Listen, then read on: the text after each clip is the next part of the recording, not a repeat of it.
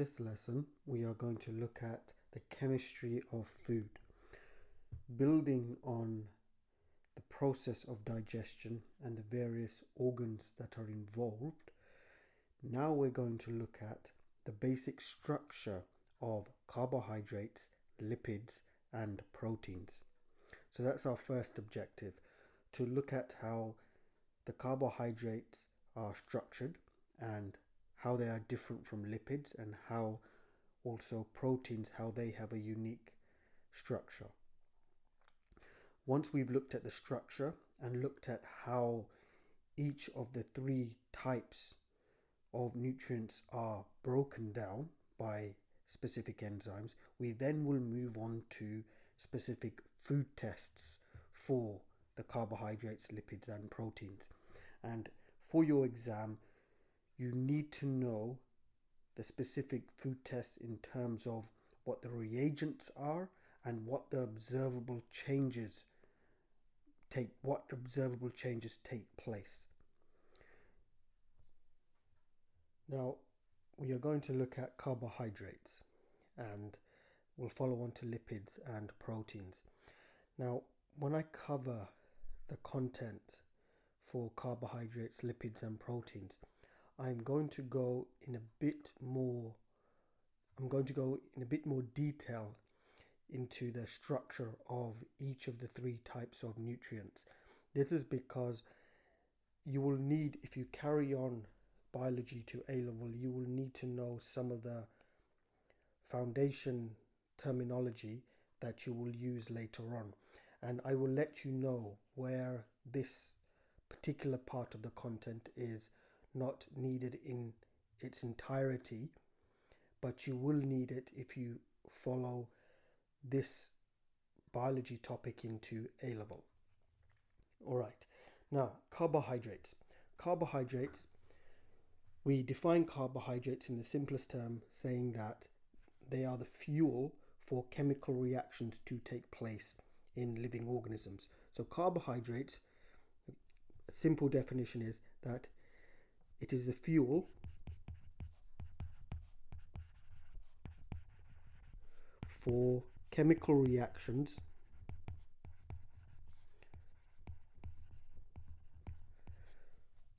to take place in living organisms. Without carbohydrates, cellular metabolism would stop and cellular respiration would stop, therefore cells would die. So we need carbohydrates for cellular respiration and metabolism. So this is how we define carbohydrates. Now, carbohydrates, they are made up of the elements carbon, hydrogen, and oxygen. So carbohydrates made up of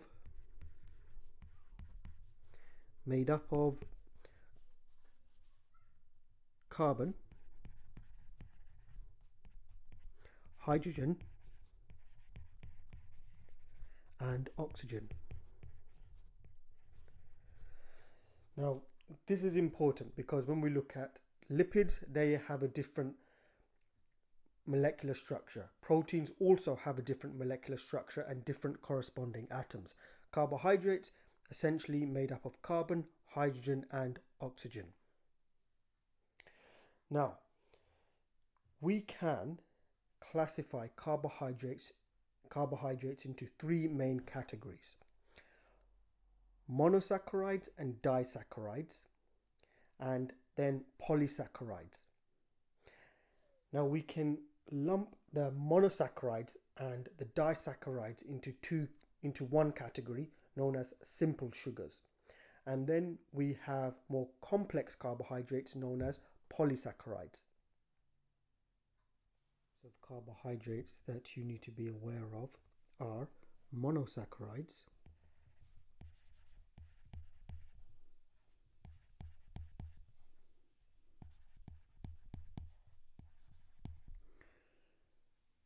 disaccharides,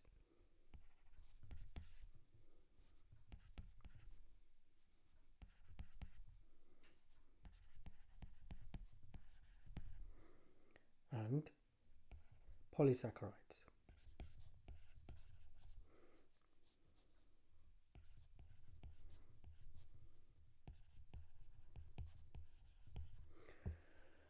Now, when we talk about carbohydrates, we are essentially talking about sugar units. And the way these sugar units are put together will either give us a monosaccharide, disaccharide, or polysaccharide. Monosaccharide simply means that the sugar unit is singular, it's on its own. And as said previously, these two, monosaccharides and disaccharides, these are called simple sugars.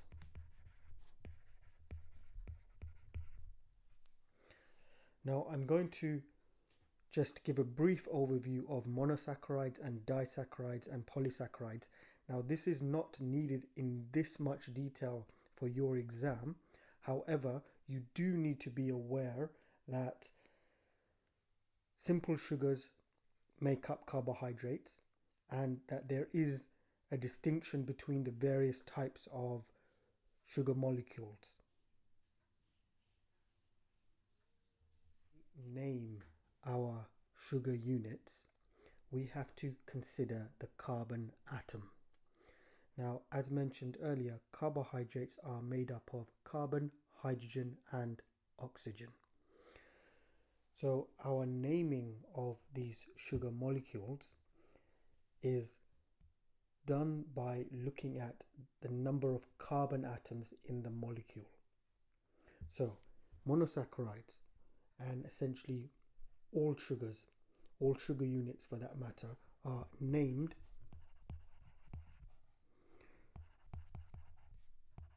according to the number of carbon atoms. So this is important. We name the molecule based on the number of carbon atoms. For example, we have triose. This is 3 carbons. We also have pentose. This is 5 carbons. And then we also have hexose. This is 6 carbons. Now, there are some common, well-known common names within these 3 types of sugar units.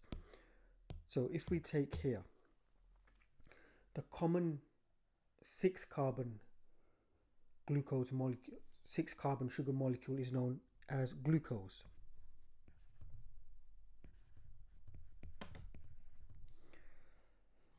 There is also another type of sugar unit known as galactose.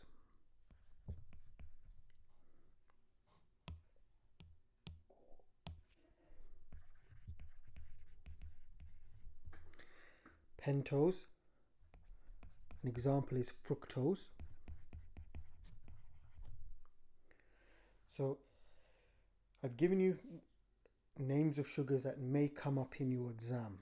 Fructose is an example. Glucose is an example of a 6 carbon sugar unit. Galactose is another example of a 6 carbon sugar unit. So these are all individual monosaccharides. Now, can you just pause the video here and can you just give me the chemical formula for glucose? You should remember this from our photosynthesis topic. So can you just pause the video here and can you write down the chemical formula for glucose?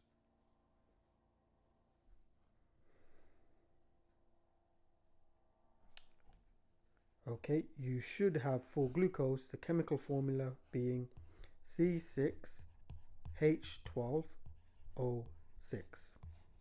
So this is the glucose, the formula for glucose. And you do need to know that chemical formula. So you're seeing it here again. and you do need to remember it from your photosynthesis topic.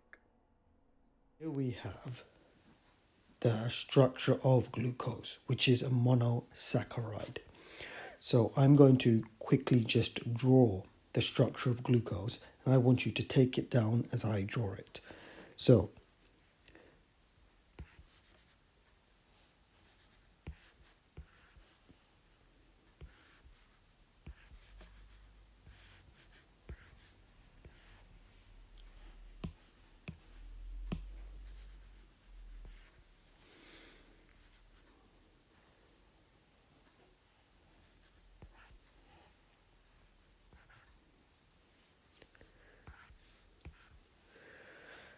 now we have a ring structure here,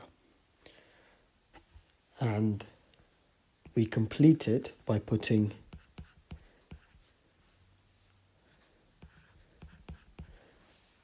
the last carbon at the top like that. Now this is 6 carbons because glucose is made up of 6 carbons as we looked at previously. And once we've got our hexagonal ring structure, we have to label this ring structure. And we start labeling it by saying that our first carbon would be here. That's 2, 3, 4, 5, and 6. Just be careful on your notes that you don't put the 6 here, because if you put a 6 there, that changes the formula of the molecule. So just be aware of that in your notes. When you number the carbon atoms, you are careful not to change the actual formula. So we're still not done. So we've put in our ring structure. So this is the actual outline of the glucose molecule. However, we also now have to include these bonds here.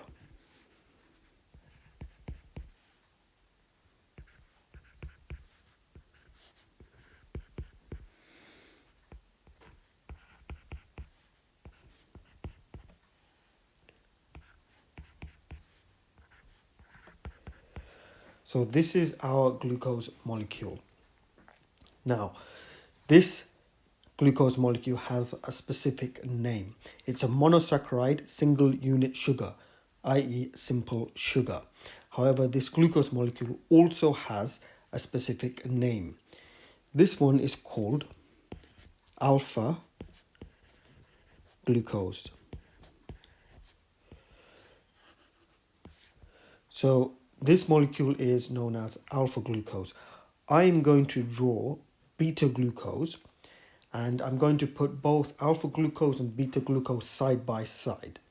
I want you to take a look at that, and I want you to pause the video there and just see if you can identify the difference between alpha glucose and beta glucose. We have alpha glucose. I'm going to again draw another glucose molecule so you see how the molecule is put together. It's not that complicated. The diagram can easily be represented. So just follow through again how I'm drawing this glucose molecule, but bear in mind I am drawing now beta glucose.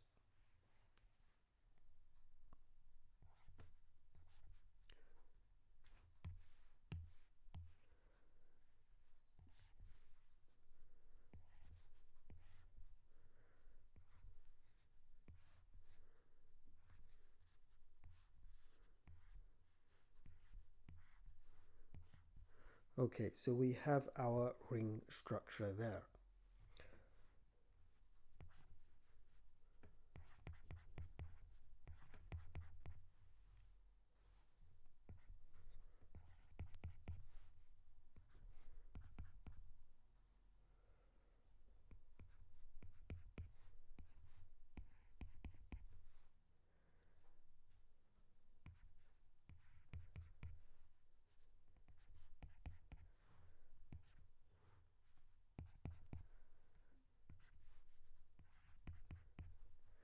Okay, so this is beta glucose. Now, both glucose molecules, both monosaccharides, have been placed side by side. I want you just to pause the video here and I want you to take a look at both molecules. Now, they do not look exactly the same in terms of size. That's not what I'm trying to get at here. I'm trying to get you to look at the molecules carefully, look at the bondings between the carbons, look at the atoms involved, look at the arrangement of the atoms. Can you spot the difference between alpha glucose and beta glucose? Also, I want you to number the carbon ring structure for alpha and beta correctly on your diagram.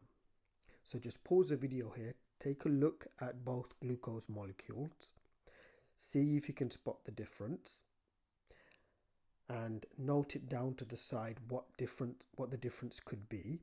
In addition, make sure that you number the carbon ring structure, the glucose ring structure for alpha and beta. Let's take alpha glucose and beta glucose and let's number the carbon atoms in each ring structure. So this is carbon number 1 for alpha. Carbon number 2 would be there. Carbon number 3, 4, 5 and 6. So that's how the carbons are labeled or identified in alpha glucose.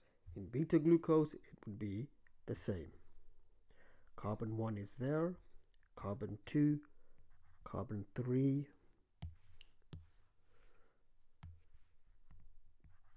carbon 3, carbon 4, 5 and 6. I'll repeat again, make sure you're careful not to put the 6 in front of the carbon when you're numbering the ring structure, simply because you could misidentify it because it changes the formula. So this is our ring structure for alpha and beta, exactly the same. Now, the difference between the two is that we need to focus on this region of alpha and beta. And what you will notice is that the OH and the hydrogen swap positions for beta glucose. And what this means is that because they swap positions, it changes the structure very slightly. So alpha glucose, notice the position of the hydrogen and notice the position of the OH. Beta glucose, on carbon number 1, the OH has been changed position and now you see it represented above and the hydrogen is represented below. So these two different representations of glucose can be seen. We have alpha glucose and beta glucose. Just to sum up what a monosaccharide is based on the structural formula, looking at the atoms involved and their arrangement, we simply say monosaccharides are molecules consisting of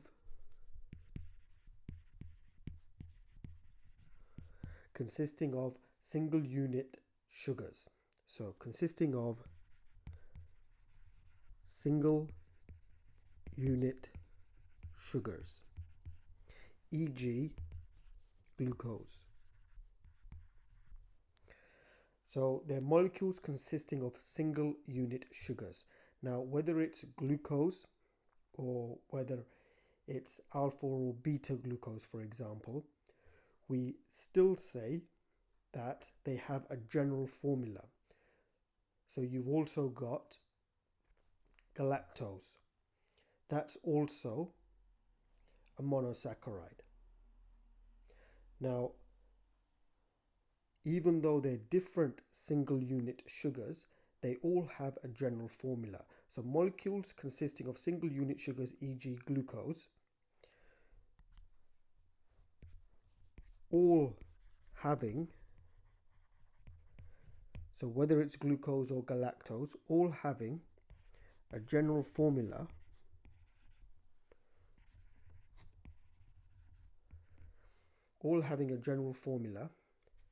which is CH2ON.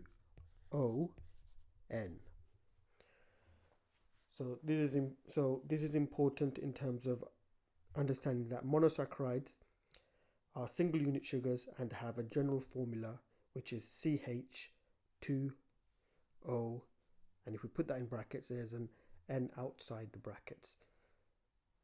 Disaccharides. We define a disaccharide as a sugar molecule. However, we say that this sugar molecule is made up of two monosaccharides, and these monosaccharides have been joined by a specific bond called a glycosidic bond. So we say that a disaccharide, so disaccharides are sugar molecules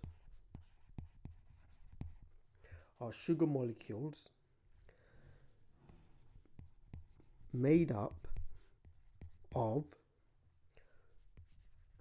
two monosaccharides.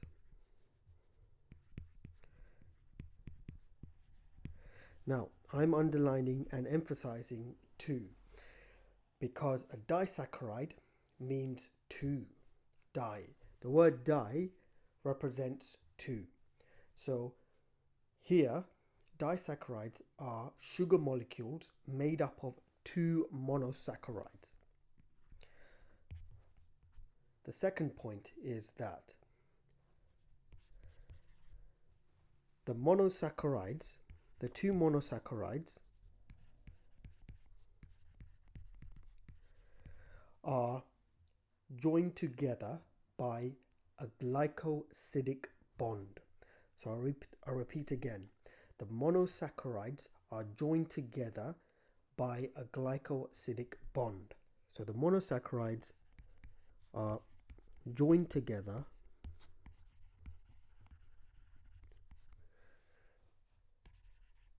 by a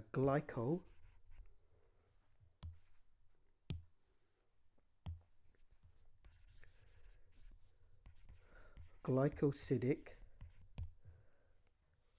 bond.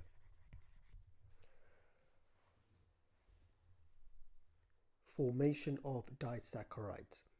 And make sure you have enough space on your paper because you're going to draw two sugar units, two monosaccharides, and we're going to look at how we join them via the glycosidic bond. Now, I want you to pause the video here and I want you to draw one alpha glucose molecule. So one alpha glucose molecule, I want you to draw that. So a single monosaccharide, and I want you to draw the alpha glucose monosaccharide. Okay, you should have this.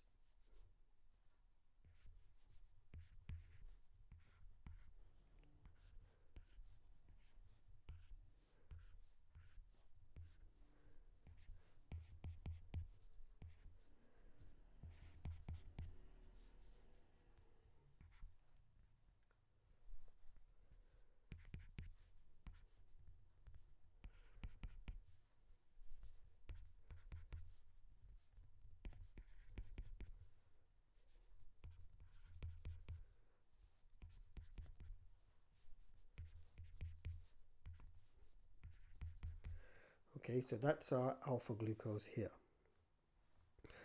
Now, next to that, before we do that, let's just put down the numbering again. So we have our 1, 2, 3, 4, 5, and 6. Now, this is alpha glucose. Just put down our alpha glucose here. Now, if we put another alpha glucose directly adjacent to this alpha glucose, So let's add these two glucose monosaccharides together.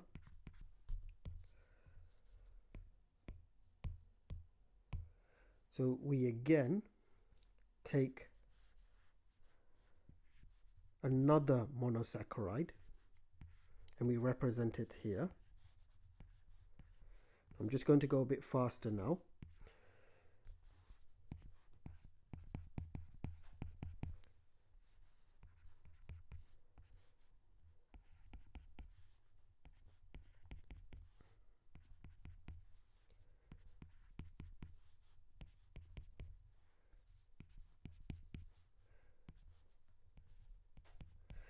So we have another alpha glucose here.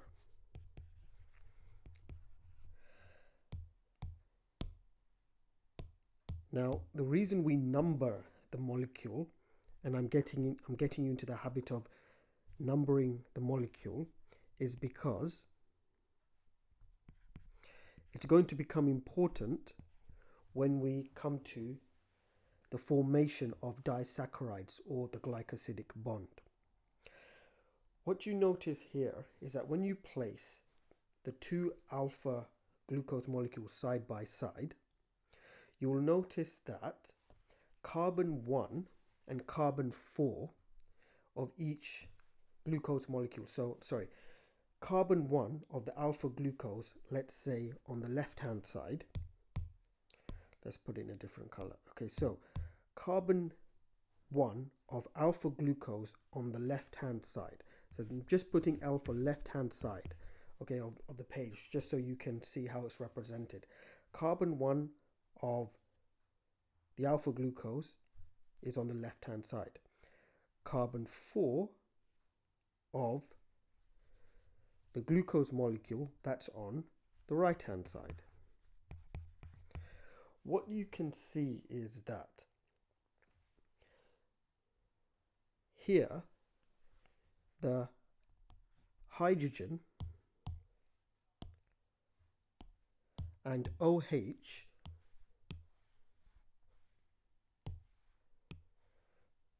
you can see that the hydrogen and the OH of carbon 1 and carbon 4 of the alpha glucose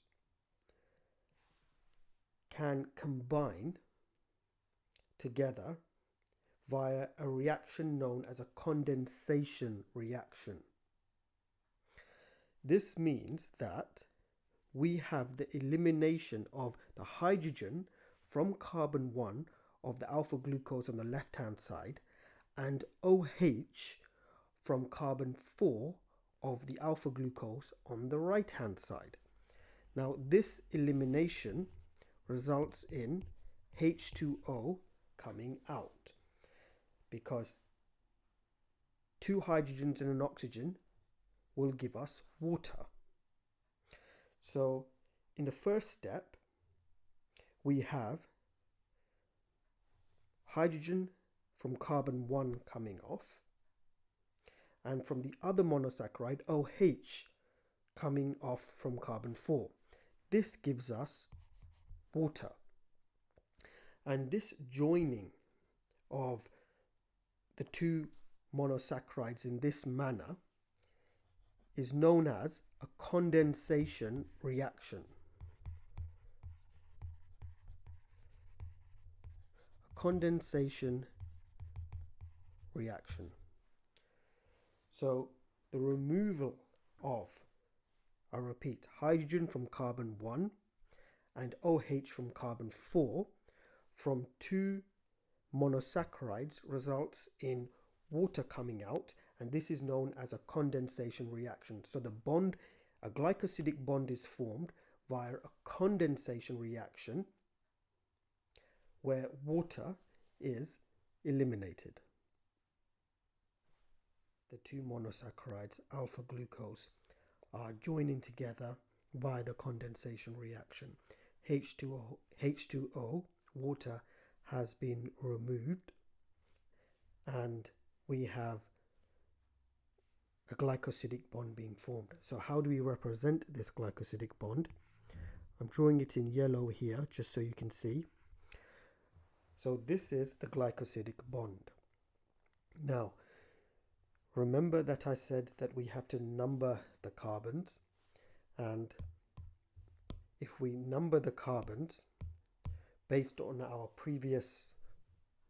previous slide where we were numbering the carbons, if you remember, we start here with 1, 2, 3, 4, 5 and 6, and on the other molecule we would say 1, 2, 3, 4, 5 and 6. So what we say is that our focus of interest, once the glycosidic bond has been formed,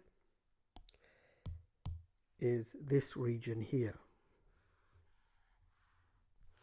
And what we say is, so when we want to name this molecule,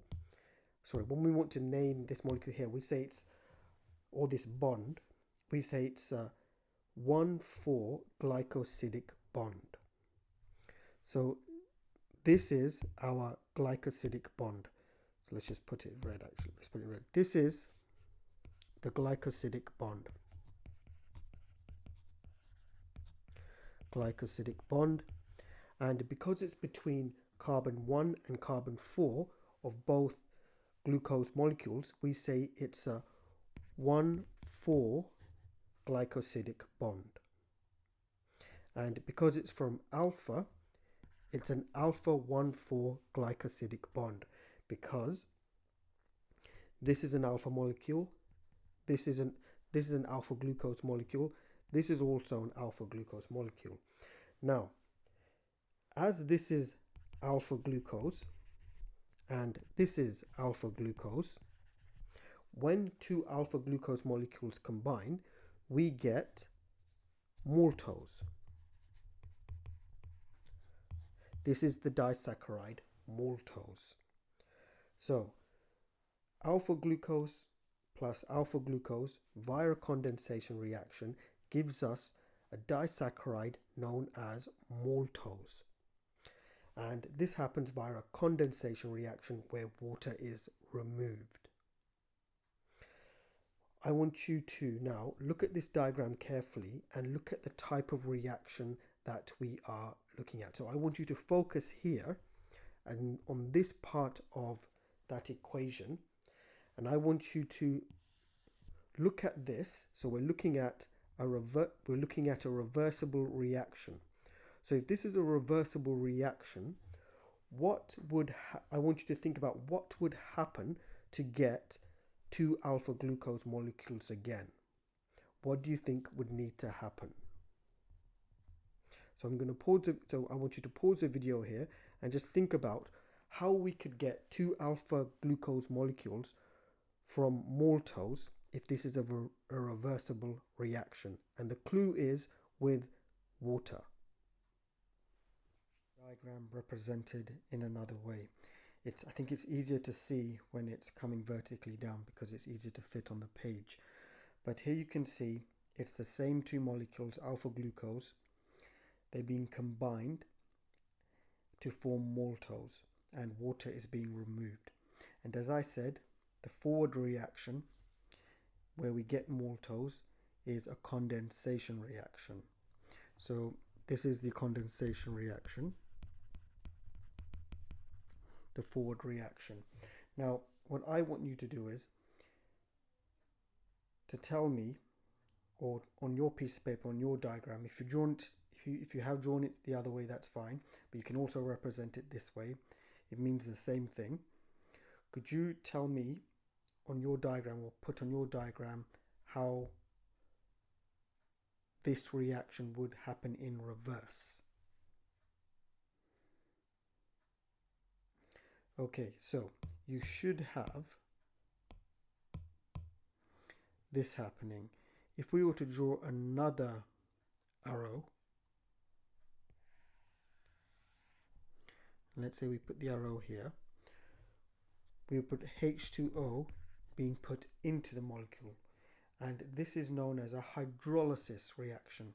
So I was hoping that you would have put in your diagram or something to this effect where water is being added to the disaccharide, and that breaks the molecule into the two monosaccharides.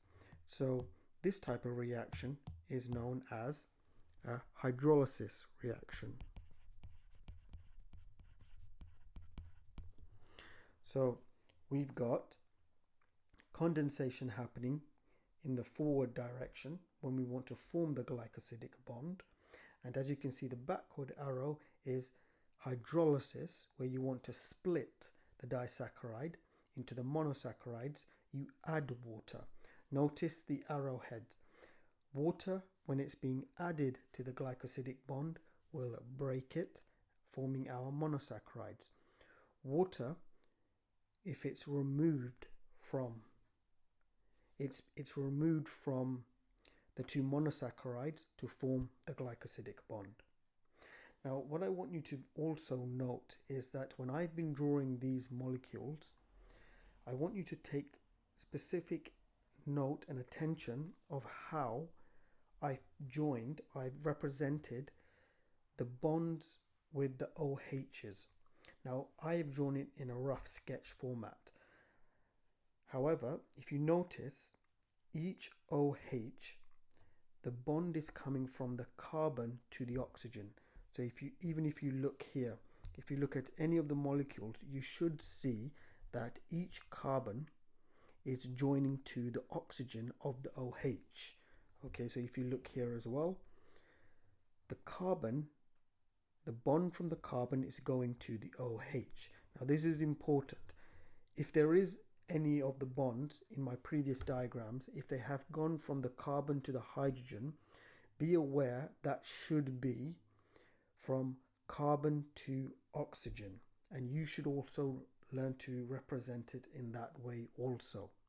So the carbon, any bond coming from the carbon going to an OH, it must go to the oxygen, not to the hydrogen of the OH.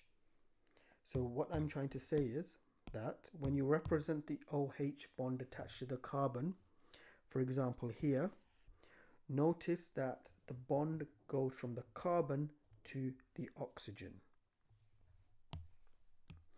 Okay, so just to summarize, this is now maltose.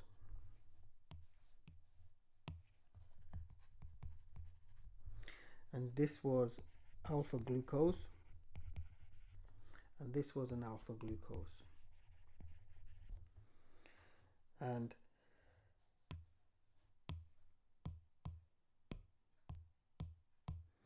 this is your glycosidic bond.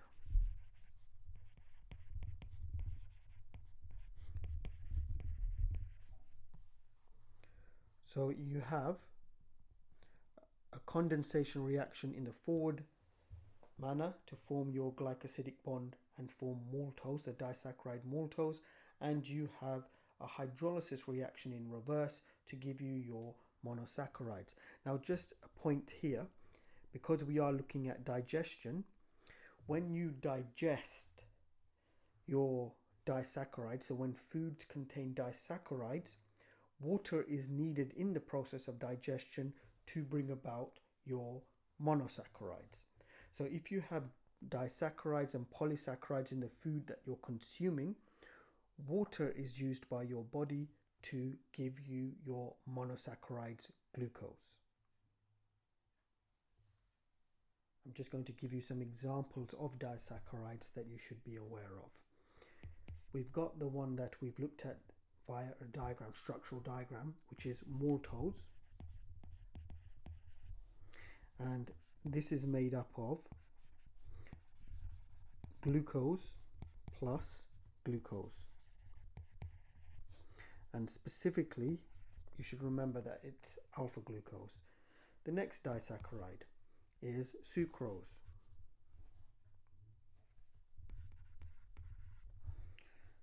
Oh, that looks too similar to fructose.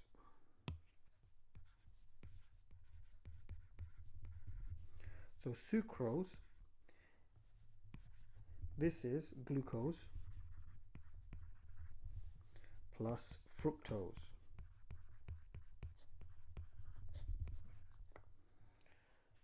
And then the final disaccharide is lactose.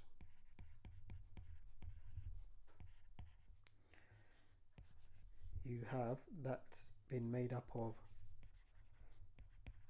glucose plus galactose.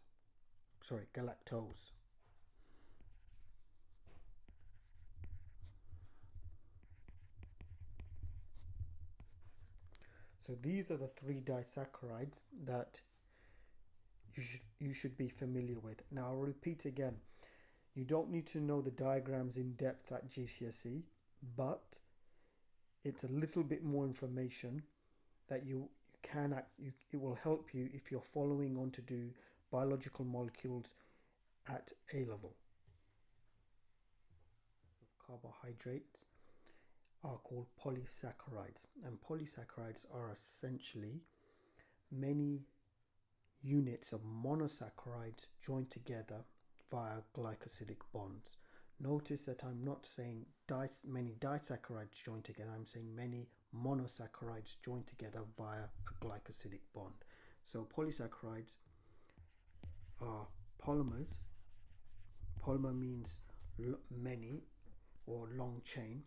Are polymers constructed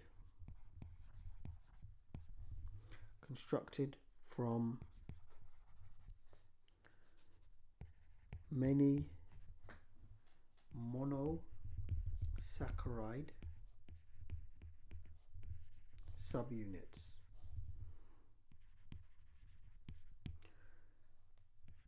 So polysaccharides are polymers constructed from many monosaccharide subunits via glycosidic bonds.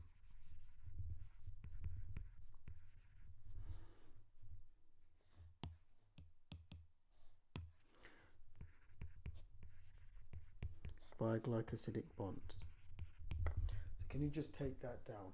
So we've looked at monosaccharides, we've looked at disaccharides and their formation and also their breakdown, and I'm just going to leave it here with the definition of what a polysaccharide is. Polysaccharides are polymers constructed from many monosaccharide subunits joined via glycosidic bonds. We're going to look at proteins, and I'm just going to give you a few points I want you to take down for proteins, some key points. So first point, proteins are used for building up cells and tissues of the body. So proteins needed for building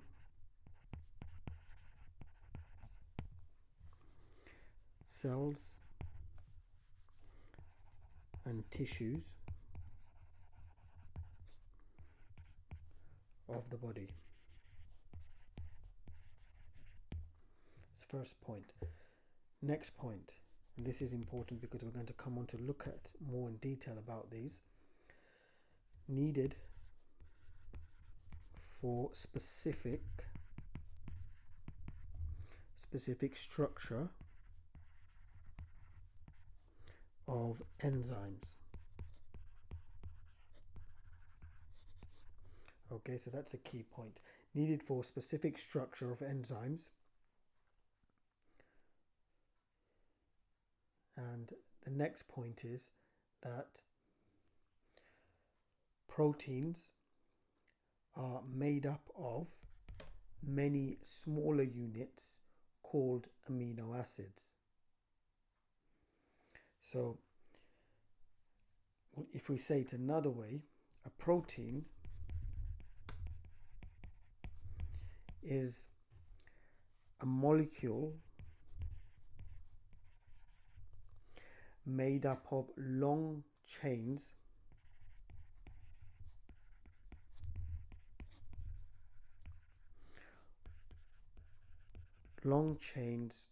of small units called amino acids. So protein is a molecule made up of long chains of small units called amino acids. Now, The smaller units of amino acids, they are also structure specific. So we can have, for example, two amino acids that are structurally different from each other, and a combination of different types of amino acids gives rise to a single protein molecule. I'm representing a protein molecule, and this protein molecule is made up of three types of amino acids. However, in reality, there are around 20 different amino acids, and they can be joined in various combinations to give rise to specific protein structures, specific enzyme active sites, for example. So there are 20 amino acids,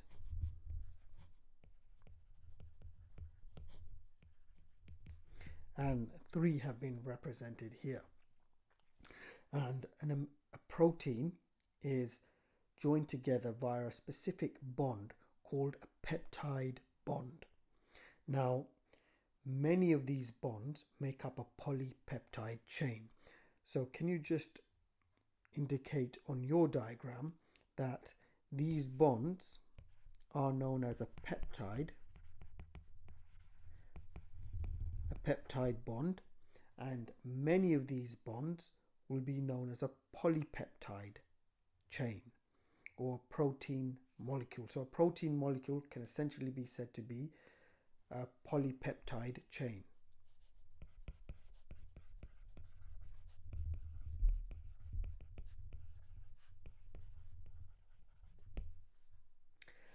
Now, these chains will undergo various types of folding to give you a 3D structure. And these 3D structures are highly specific. They give rise to the various structures and forms that we see in tissues and organs. And also, specifically, what you will need to know is that the 3D folding is responsible for the specific active site of enzymes, and this is crucial for the lock and key mechanism of how enzymes work. Now, proteins, because of these bonds, that once they start to fold, the interaction causes specific bonds to form, and the bonds that hold proteins together in a 3D structure are temperature sensitive.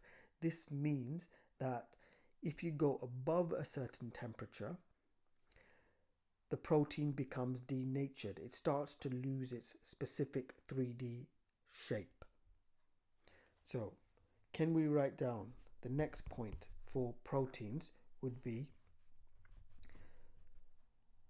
3D specific shapes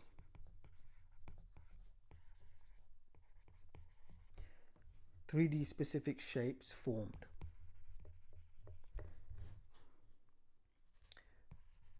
Due to protein folding. Now, this is not so neat on my paper, on my device here, but can you just write it in a concise format that the protein molecule is joined via a peptide bond. Many of these bonds give rise to a polypeptide chain. The protein is held together in a 3D specific structure, and 3D specific shapes of proteins are formed due to protein folding. Now, the next point which I want you to put down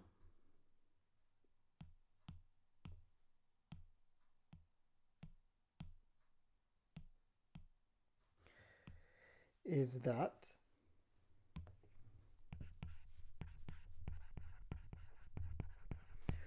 proteins can be denatured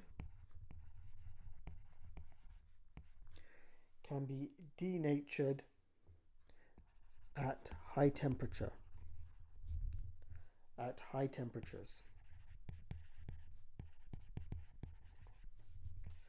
So proteins can be denatured at high temperatures and specific pH values. Now, the specific pH value for a particular type of protein will vary. Now, why this denaturing happens is because the bonds that hold the 3D structure together are broken down, and this is what causes the denaturing of proteins to occur. So can you just write down, due to bonds holding the 3D structure breaking down. So this denaturing process happens because the bonds holding the 3D structure start to break down.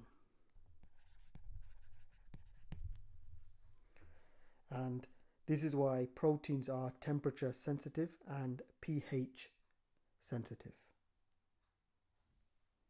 Here you can see an example of a protein and its 3D corresponding structure. Now, the folding of these protein structures gives rise to a specific shape. This is for myoglobin, and what you can see here is that it has a specific shape here, and it is in a 3D form, and this is just for myoglobin. However, you can get different types of folding for different types of proteins, and altering these specific shapes. It looks like a mess, however these are specific shapes, and when we break the bonds that hold these specific shapes together, we start to change and alter the function of that protein, and it may not function at all depending on how much these bonds are damaged. Get to protein structures as we were seeing in that model, in that 3D simulated model. We start from polypeptide chains. So this is an example of a polypeptide chain. Each one of the circles is an amino acid. So let's put this in red.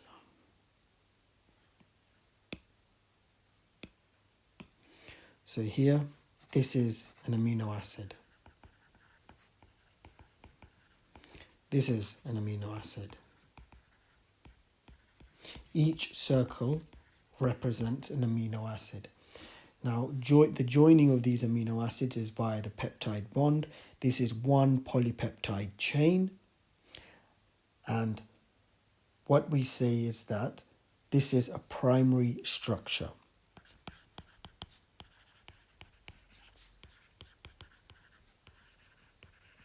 So this is a primary structure protein where you just have long polypeptide chains. Secondary structural protein. So you don't need to know these in this much detail at this stage, but I'm just showing you how the protein is changing as you go up via the different levels. So this is a secondary structure protein. So I'm just showing you just so you can understand what's happening as the protein gets more folding into it.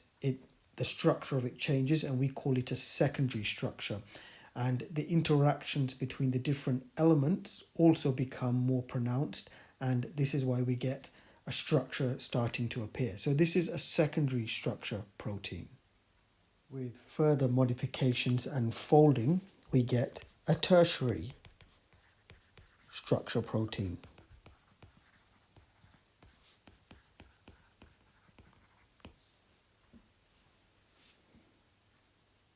Final stage of protein folding, or the stage that you can go up to, is called quaternary.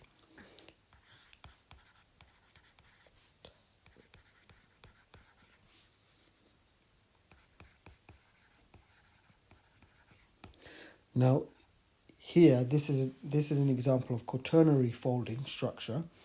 So the fourth stage up, and an example you're seeing here is hemoglobin. And as I said, you do not need to know the details at this stage for GCSE, the exact folding mechanisms. However, I wanted you to see how we go from amino acids to polypeptide chains to our secondary structure, then to our tertiary, and then to our quaternary, because you should appreciate that proteins are highly folded 3D structures. And if you were to break apart some of these bonds that you're seeing in various places, because there are many interactions that are happening, and if you were to, let's say, break apart these bonds due to high temperature or, let's say, specific pH values, then you'd start to unfold this highly complex structure, and enzymes, for example, will stop functioning properly, and therefore that can lead to metabolic problems and various other types of problems within the body.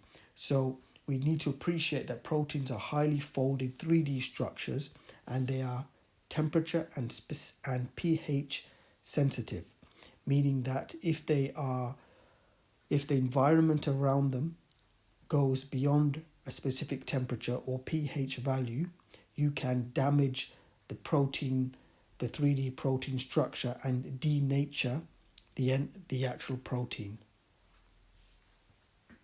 of proteins. Many different functions have many different functions in the body.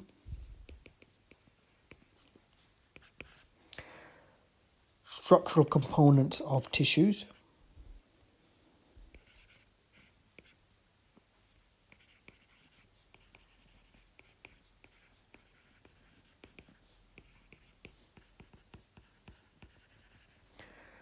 So they structural component of tissues as muscles and tendons.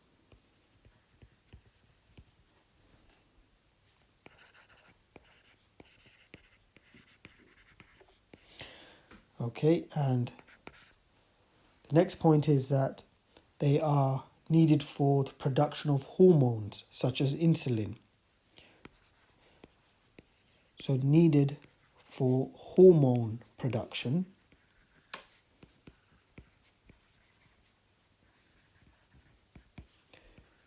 E.g. insulin,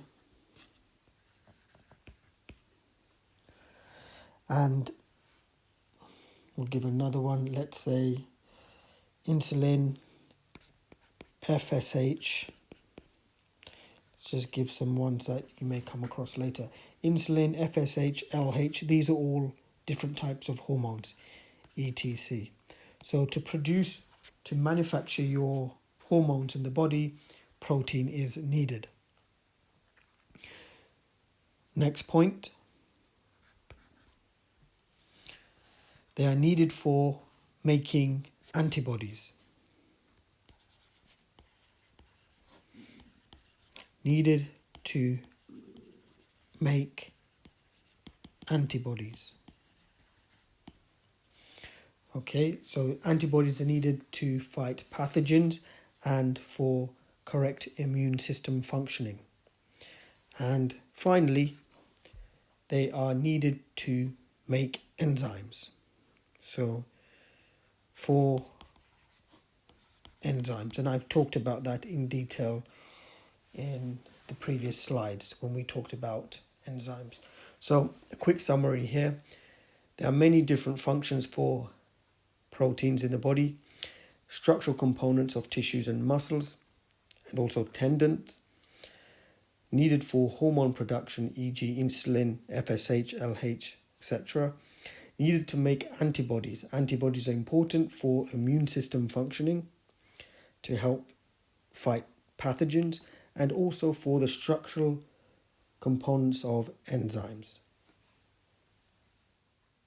Finally, for this part 1 of the chemistry of food, I'm just going to leave you with this slide here, where you can see what happens with carbohydrates, where we get them from and what they're used for, similar for proteins and for lipids. So if you want to take a quick note of this section here, because it concisely explains where we find carbohydrates, proteins and lipids in terms of its structural molecule, then it breaks it down into where it's found in food and what we use each of the three for. I'm not going to go into lipids on this lesson here. I think we'll leave it with carbohydrates and proteins, because it was quite in depth in terms of how these structures are put together for carbohydrates and proteins. Next lesson on part 2, and I'll upload it during the week. I won't wait till next week. I will upload lipids during the week. I want you to make notes on lipids just as you would have done for carbohydrates and proteins. And within part 2 of this section here, I will include some exam questions that cover carbohydrates, proteins and lipids. And within part 2, we'll be looking at the food tests. So how do we test for carbohydrates, proteins and lipids? And this will wrap up the chemistry of food. So it's in 2 parts. This is part 1, where we looked at carbohydrates and proteins and its structure. We're going to wrap up with lipids, the structure of lipids in part 2, and also specific food tests for carbohydrates, proteins and lipids.